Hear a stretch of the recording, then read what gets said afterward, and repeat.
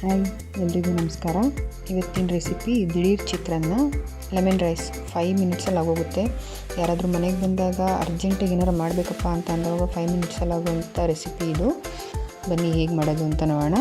First ಇದಕ್ಕೇನಿಲ್ಲ, ನಮಗೆ ಎಷ್ಟು ಖಾರಕ್ಕೆ ಬೇಕೋ ಅಷ್ಟು ಹಸಿಮೆಣಸನ್ನು ಗ್ರೈಂಡ್ ಮಾಡಿ ಇಟ್ಕೊಂಬಿಡೋಣ. ನಂತರ ಈಗ ಒಗ್ಗರಣೆ ಹಾಕೋಣ. ಬಾಣಲಿಗೆ ಎಣ್ಣೆ ಹಾಕಿಬಿಟ್ಟು ಎಣ್ಣೆ ಕಾದ ನಂತರ ಸಾಸಿವೆ,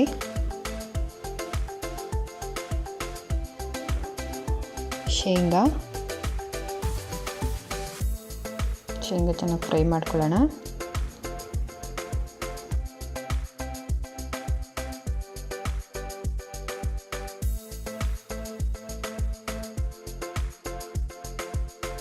ಶೇಂಗಾ ಫ್ರೈ ಆದ ನಂತರ ಕಡಲೆಬೇಳೆ,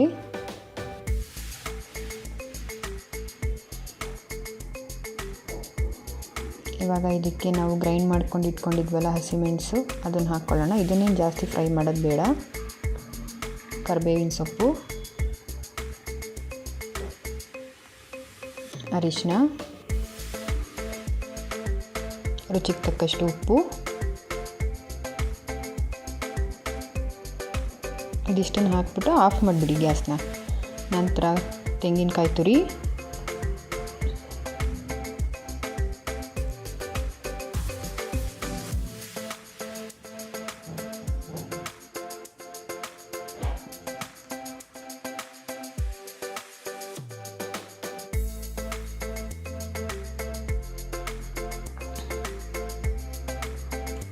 ಲೆಮನ್ ಜ್ಯೂಸ್,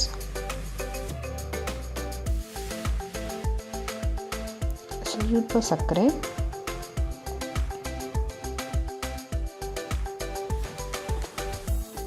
ನಂತರ ರೈಸ್ ಹಾಕ್ಕೊಂಡು ಚೆನ್ನಾಗಿ ಮಿಕ್ಸ್ ಮಾಡ್ಕೊಳ್ಳೋಣ. ಒಗ್ಗರಣೆ ಚೆನ್ನಾಗಿ ಮಿಕ್ಸ್ ಆಗಬೇಕು ರೈಸಿಗೆ.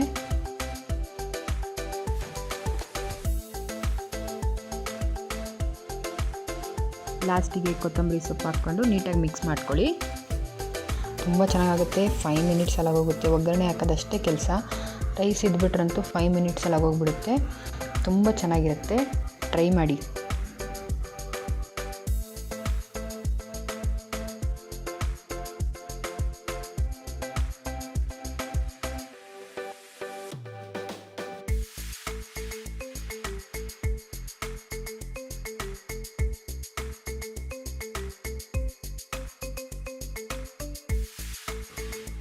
ಇಷ್ಟ ಆದರೆ ಲೈಕ್ ಮಾಡಿ, ಕಮೆಂಟ್ ಮಾಡಿ, ಶೇರ್ ಮಾಡಿ, ಸಬ್ಸ್ಕ್ರೈಬ್ ಮಾಡಿ.